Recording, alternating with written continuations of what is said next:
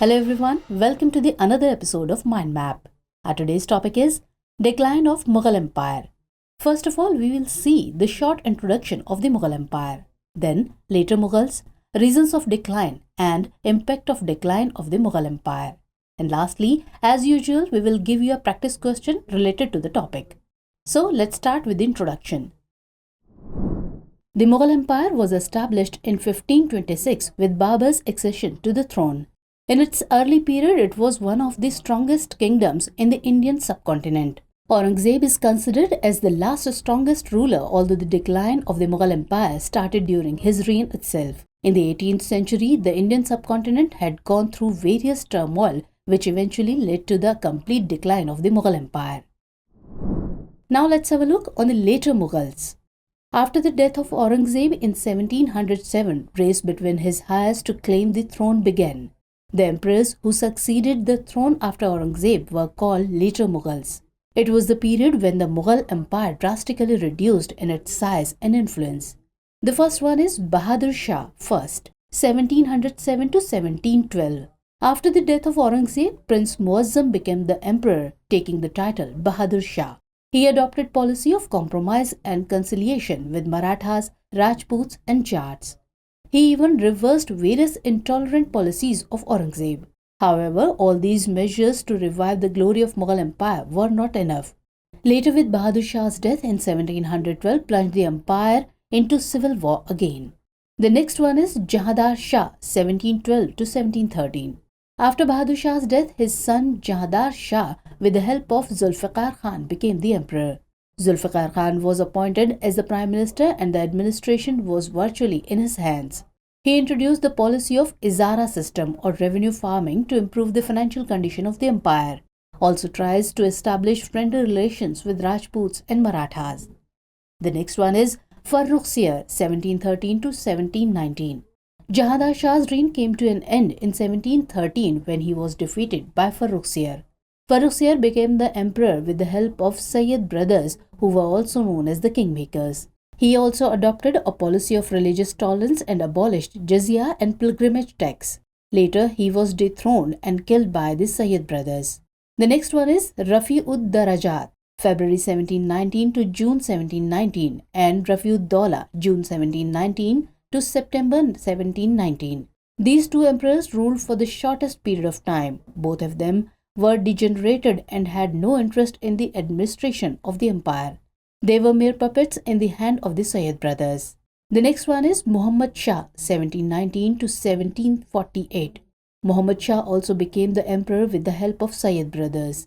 He was given the title of Rangila due to his luxurious lifestyles. To free himself from the control of Sayyid brothers, he conspired and killed them with the help of Nizam-ul-Mulk. Nizam-ul-Mulk was appointed as the Wazir and made a vigorous attempt to reform the administration. Failing to do so, in 1724, Nizam-ul-Mulk founded the state of Hyderabad in Deccan. During Muhammad Shah's reign, Delhi was attacked various times. In 1737, Baji Rao I, the Maratha Peshwa, invaded Delhi.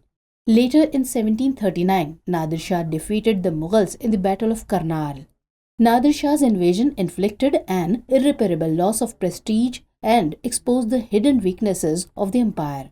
The next one is Ahmad Shah, 1748 to 1754. Ahmad Shah was an incompetent ruler who left the state affairs in the hands of Udham Bai. During this period, Ahmad Shah Abdali repeatedly assaulted Delhi. Marathas also took control of Malwa and Bundelkhand. Later, he was blinded and imprisoned by his wazir. The other one is Alamgir II, 1754 to 1759. Alamgir II was the son of Jahandar Shah. During his reign, Ahmad Shah Abdali attacked Delhi several times. These continuous invasions inflicted immense damage to the empire. The other one is Shah Alam II, 1759 to 1806. During his reign, two most decisive battles were fought, that is, the Third Battle of Panipat and the Battle of Buxar. In 1764, he joined Mir Qasim of Bengal against the East India Company. Defeated by the British, he had to sign the Allahabad Treaty in 1765. He then lived as a prisoner of the East India Company on pension. He then returned to Delhi under the protective arm of the Marathas in 1772 and lived there till his death in 1803. Other one is Akbar Shah II, 1806 to 1837. During his reign, the East India Company discontinued calling itself subject of the Mughal emperor. They also stopped issuing coins in the name of Mughal emperor. He gave the title of Raja to Ram Mohan Roy. The next and the last one is Bahadur Shah Zafar, 1837 to 1857. He was the last Mughal emperor. He tried to revive the Mughal Empire and supported the revolt of 1857. However, with failure of the revolt, the last attempt to save the Mughal Empire was wiped out. He was captured by the British forces and was sent to Rangoon, where he died in 1862 and Mughal Empire came to an end. Now let's know the reasons of decline.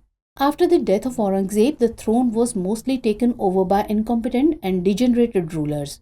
It led to culmination of many reasons which fastened and even made the decline of the mighty Mughal Empire inevitable. Apart from that, there are many reasons which resulted in the decline of Mughals, like intolerant policies. It is believed that the decline of Mughal Empire started during the reign of Aurangzeb itself. It was his religious intolerant policies which antagonized many rulers such as Marathas, Rajputs and Sikhs. Also, his policy of jizya and pilgrimage tax alienated the Hindu sections. The other one is influence of nobles. As the reign was mostly under the weak rulers who captured the throne with the help of nobility. Gradually, these nobles assumed a significant amount of power and their interests determined the politics and administrative activities. The nobility was also divided into various groups such as Turani, Irani, Afghani, etc. These groups constantly fought with each other and protected their interests, which weakened the administrative machinery of the empire. Other one is invasions. The recurrent invasions of Nadir Shah and Ahmad Shah Abdali made conditions of the empire severe. These invasions had a dual impact as it caused an irreparable loss of prestige to the Mughal Empire. Second, it caused a major impact on the royal treasury. The loots of these invaders were enormous. Apart from that, the attacks of Marathas also had an impact on the stability of the empire. Next one is ineffective army. The reason for any empire to flourish lies in the effective functioning of its army. But the unstable political and economic situations impacted the functioning of the Mughal army. The later Mughals were not attentive towards the development of military techniques, which resulted in constant defeats.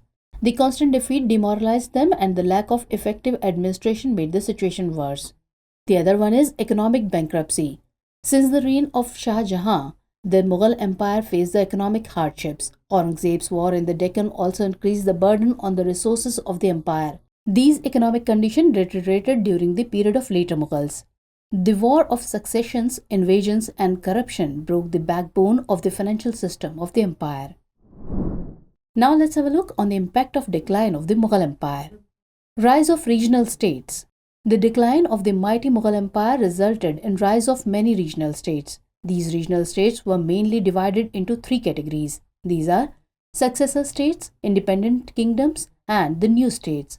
Many of these states were established by the nobility of the Mughal Empire itself. Some of the main states were states or kingdoms: Hyderabad, founder or ruler Nizam-ul-Mulk or Asaf Jah; Awadh, Saadat Khan; Bengal, Murshid Quli Khan; Kerala, Martand Verma; Jats, Churaman; and Mysore, Hyder Ali. As these states emerged, the territories and influence of the Mughal Empire gradually diminished. The next one is colonization.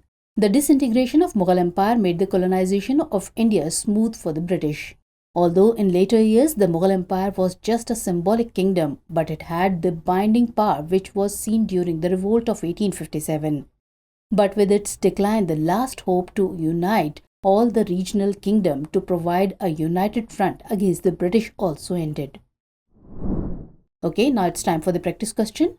Question is, in Mughal administration, the practice of ijra was: A. Land revenue was taken on the basis of the quality of land. B. Appointment of hereditary military officers. C. Farming the land revenue of the highest bidder. Or D.